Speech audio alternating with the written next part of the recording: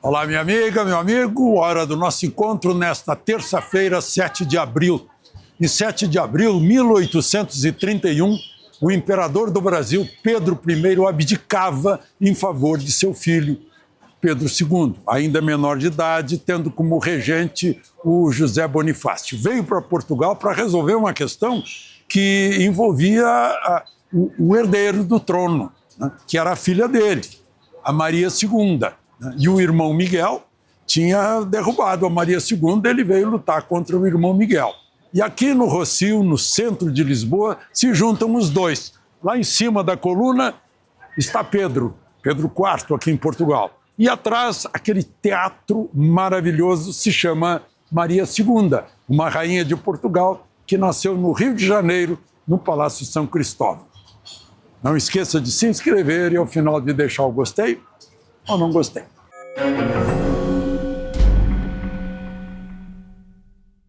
Pois é, chuvinha gostosa nessa primavera de Lisboa e friozinho também, 13 graus.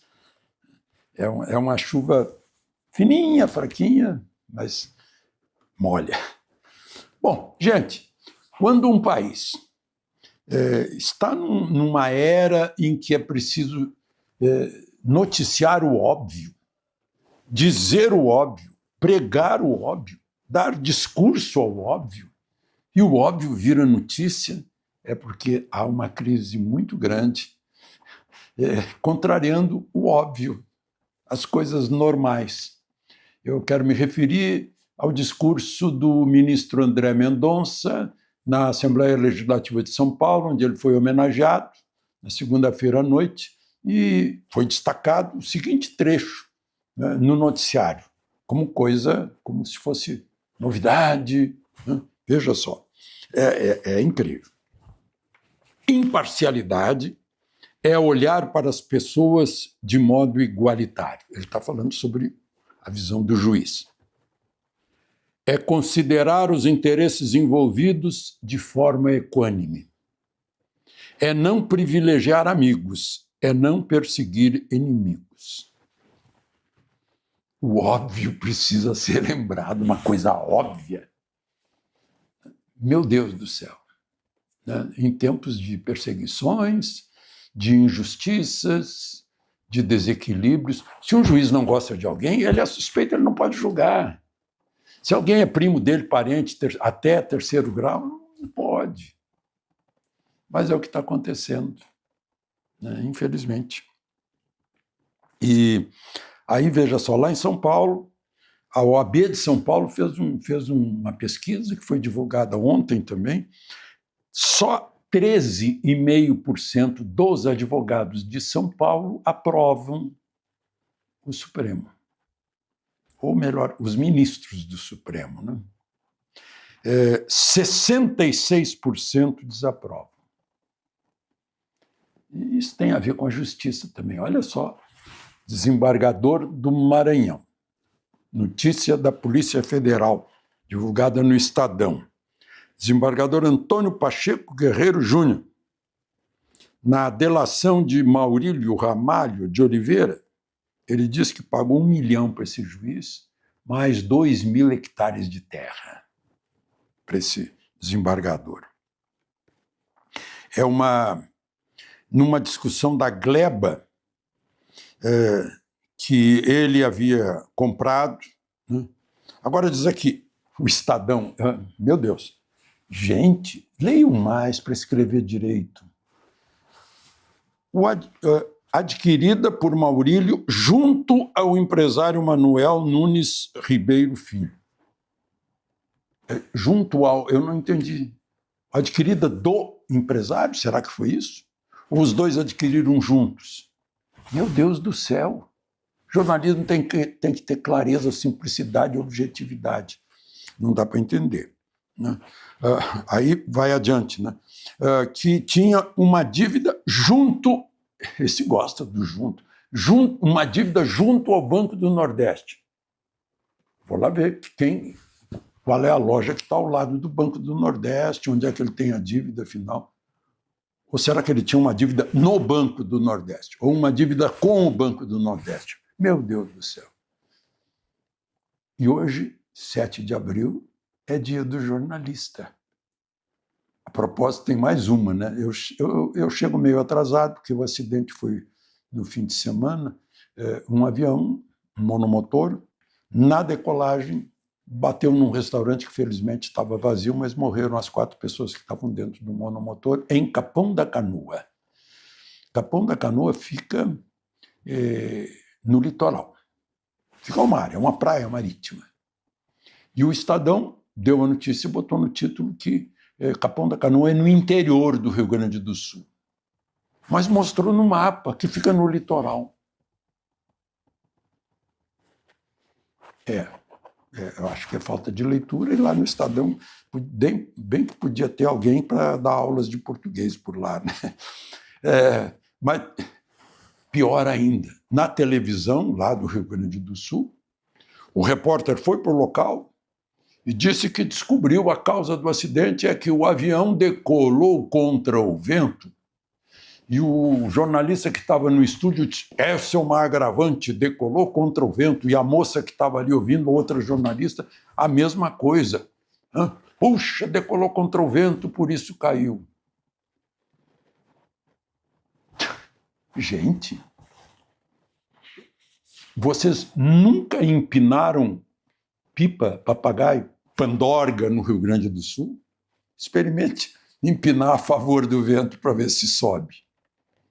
Gente, todos os aviões decolam contra o vento, porque o vento se soma à velocidade do avião para dar sustentação.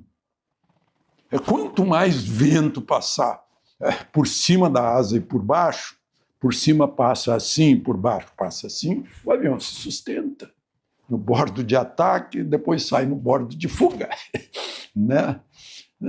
Meu Deus, 3 birutas, desculpem o trocadilho, mas não tem como. Trocadilho perfeito, aliás. Bom, vamos em frente. Que nos proteja São Francisco de Sales, padroeiro dos jornalistas. Gente, tem mais um caso aqui que, na manhã de hoje, eu falei no rádio, em Porto Alegre, que era horrível a omissão, o silêncio da PGR, a Procuradoria-Geral da República, que tem a obrigação de denunciar ou de investigar qualquer suspeita de ilegalidade. Falei nisso. E aí falei na obviedade do contrato de 129 milhões, na obviedade dos aportes lá no Taiaiá, né? O próprio Supremo, em silêncio, não quer se preservar, né? Prefere se proteger. Se preservar é limpar o que está podre, né? Pois olha, agora eu vejo aqui, né, o Instituto dos Advogados de São Paulo, com uma nota que fala dessa omissão. Inclui aí os voos de Nunes Marques, do filho dele, os dinheiros do filho. O Instituto faz uma nota dizendo que há fatos que reclamam apuração. Eu acho que sim, até para dar oportunidade para Moraes e Toffoli. Para Moraes dizer, por exemplo, comprovar que ele não sabia desse contrato, que a mulher dele fez por conta própria, embora fosse de 129 milhões. Que o Toffoli não tem nada a ver com o Taiaiá, ele só ia lá olhar de longe. Mas tem que dar oportunidade para a pessoa responder e, sobretudo, convencer a chamada opinião pública, a qual se referiu o ministro Moraes já uma vez, ó, quem não quiser sofrer crítica, enfim, xingamentos e tal, que não se meta num serviço público. Eles fazem parte do serviço público.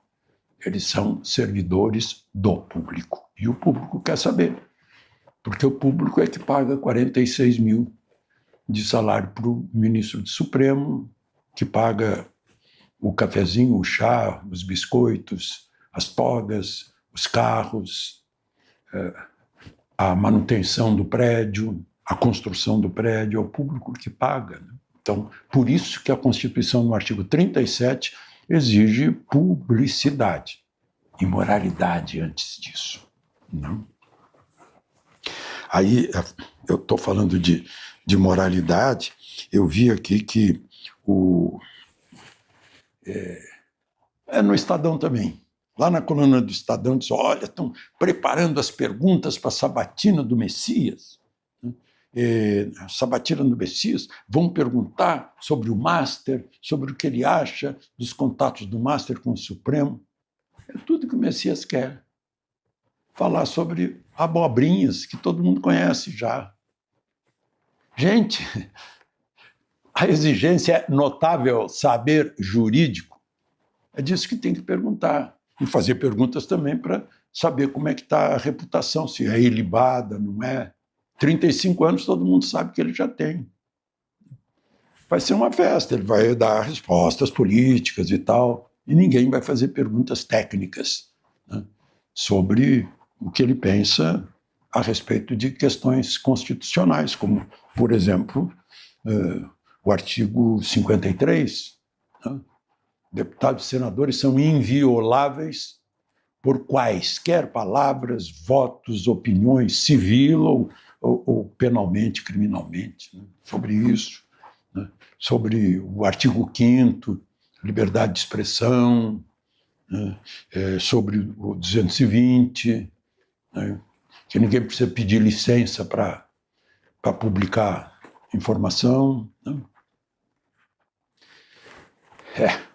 Estamos num país em que o óbvio precisa ser dito e repetido, porque está havendo, eu já disse aqui, decadência ética, da moralidade.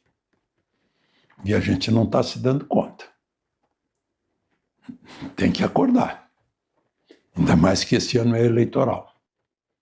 E somos todos responsáveis por aqueles que elegemos. De Lisboa, Alexandre Garcia.